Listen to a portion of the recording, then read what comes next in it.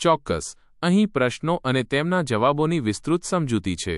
90. કોઈના વર્તનની અસરો પરથી થતા શિક્ષણને કહે છે. જવાબ એ. ક્રિયાત્મક અભિસંધાન. સમજૂતી. ક્રિયાત્મક અભિસંધાનમાં વર્તન તેના પરિણામો દ્વારા મજબૂત અથવા નબળું બને છે.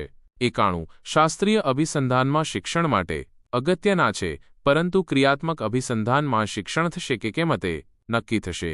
જવાબ બી. પરિણામો પૂર્વ ઘટકો. સમજૂતી. શાસ્ત્રીય અભિસંધાનમાં પૂર્વ ઘટકો ઉદ્દીપકો મહત્વપૂર્ણ છે, જ્યારે ક્રિયાત્મક અભિસંધાનમાં પરિણામો પ્રબલન અથવા સજા મહત્વપૂર્ણ છે. 92. અભિસંધાન એ ખરેખર તો વસ્તુઓ અથવા ઘટનાઓ વચ્ચે બાહ્ય વાતાવરણમાં સાહચર્યો અથવા સંબંધો સ્થાપવાની એક બાબત છે. જવાબ બી. શાસ્ત્રીય. સમજૂતી. શાસ્ત્રીય અભિસંધાનમાં ઉદ્દીપકો વચ્ચે સાહચર્યો સ્થાપિત થાય છે. 93. ક્રમિક શિક્ષણ પદ્ધતિમાં વિગતો કયા ક્રમમાં રજૂ કરવામાં આવે છે? જવાબ બી. વ્યવસ્થિત ક્રમ. સમજૂતી. ક્રમિક શિક્ષણ પદ્ધતિમાં વિગતો તાર્કિક અને વ્યવસ્થિત ક્રમમાં રજૂ કરવામાં આવે છે. 94. એબિંગહોસનો વિસ્મૃતિનો વક્ર દર્શાવે છે કે વિસ્મરણ ક્યારે ઝડપથી થાય છે? જવાબ એ. શિક્ષણ થયા પછી તરત જ. સમજૂતી.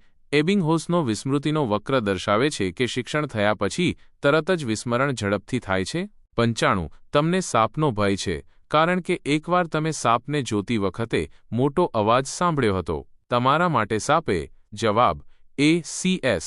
સમજૂતી. શાસ્ત્રીય અભિસંધાનમાં સાપ એ અભિસંધિત ઉદ્દીપક CS છે. 96. સુષુપ્ત શિક્ષણ દર્શાવે છે. જવાબ એ. છુપાયેલું શિક્ષણ. સમજૂતી. સુષુપ્ત શિક્ષણમાં શિક્ષણ પ્રબલન વગર થાય છે અને જરૂર પડે ઉપયોગમાં લઈ શકાય છે. 97. શિક્ષાત્મક તાલીમ એ તાલીમ તરીકે પણ ઓળખાય છે. જવાબ ડી. ભેદનાત્મક સજા. સમજૂતી. શિક્ષાત્મક તાલીમ એ ભેદનાત્મક સજા તાલીમ તરીકે પણ ઓળખાય છે, જેમાં ચોક્કસ વર્તન માટે સજા આપવામાં આવે છે. 98. મોટાભાગના વાલીઓ માને છે કે તેમના બાળકો બીજા બાળકોને જોઈને શીખે છે અથવા તો ટીવી જોઈને શીખે છે. આ જાતના શિક્ષણને કહે છે. જવાબ ડી. નિરીક્ષણાત્મક શિક્ષણ. સમજૂતી. નિરીક્ષણાત્મક શિક્ષણમાં વ્યક્તિઓ અન્યના વર્તનનું અવલોકન કરીને શીખે છે.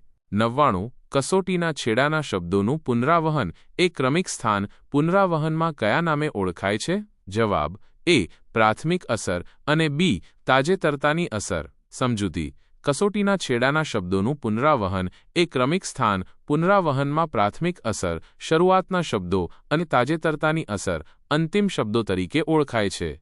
100. નીચેનામાંથી કયો મનોવૈજ્ઞાનિક એવું કહે છે કે શિક્ષણ એ મોડલનું પરિણામ છે, પુરસ્કારનું નહીં? જવાબ એ. બાંડુરા. સમજૂતી. આલ્બર્ટ બાંડુરાના સામાજિક શિક્ષણ સિદ્ધાંત મુજબ શિક્ષણ એ મોડલિંગનું પરિણામ છે, પુરસ્કારનું નહીં. આશા છે